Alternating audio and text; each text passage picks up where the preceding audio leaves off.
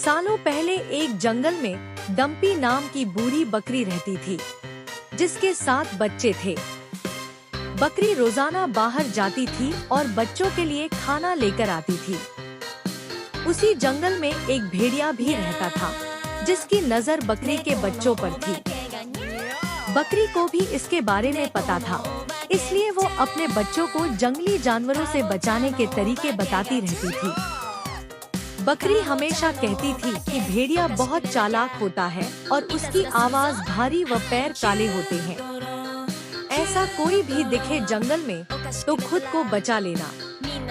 एक दिन बकरी को खाना लेने के लिए दूर जाना था।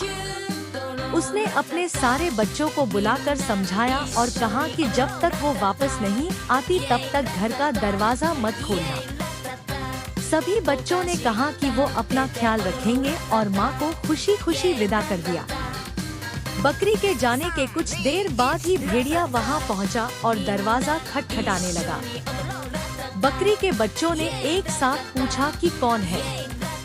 तब भेड़िया ने कहा कि बच्चों, मैं तुम्हारी माँ हूँ। जवाब में बच्चों ने कहा कि हमारी माँ की आवाज इतनी भारी नहीं है, तुम भेड़िया हो और हमें खाने आए हो।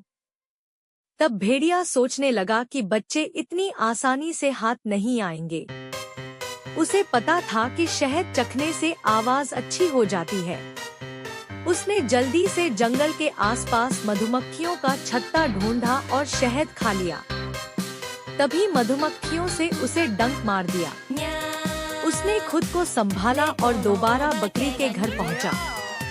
भेड़िए ने फिर दरवाजा खटखटाकर कहा कि बच्चों, दरवाजा खोला। इस बार मधुर आवाज सुनकर बच्चों ने सोचा कि शायद उनकी माँ आ गई है। तभी उन्होंने भेड़िए के काले पैर देख लिए। सभी बच्चों ने चिल्लाते हुए कहा कि तुम हमारी माँ नहीं हो सकती। हमारी माँ के पैर गोरे हैं, लेकिन तुम्हारे काले। तुम भेड़िया हो। अब दोबारा भेड़िया खाली हाथ लौट गया। लौटते समय उसे रास्ते में एक आटा चक्की दिखी और उसने जल्दी जल्दी जमीन पर बिखरे आटे को अपने पैरों पर लगा लिया। अब भेड़िया के पैर भी सफेद हो गए और वह दोबारा बकरी के घर पहुंच गया। फिर भेड़िया ने आवाज बदलकर दरवाजा खोलने के लिए कहा।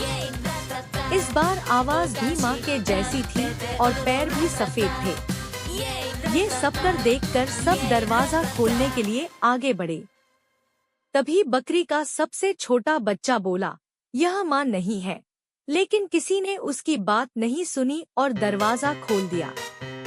दरवाजा खोलते ही उन्होंने देखा कि दरवाजे पर माँ नहीं, बल्कि भेड़िया है। सभी उससे बचने के लिए यहाँ वहाँ भागने लगे, लेकिन भेड़िया ने एक एक करके 6 बच्चों को पकड़कर थैले में भर लिया। जल्दबाजी में भेड़िया भूल गया कि बकरी के 7 बच्चे थे। अब बकरी के बच्चों से भरा थैला लेकर भेड़िया अपनी गुफा की ओर जाने लगा।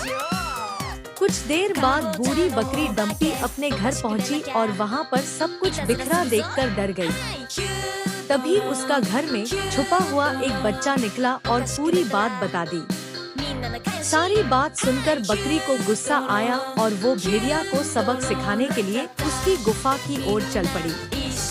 उधर बच्चों को उठाकर ले जा रहा भेड़िया चलते चलते थक कर रास्ते में एक पेड़ के नीचे आराम करने के लिए बैठ गया। बैठे बैठे उसे नींद आ गई। तभी बूढ़ी बकरी डम्पी भी वहां पहुंच गई।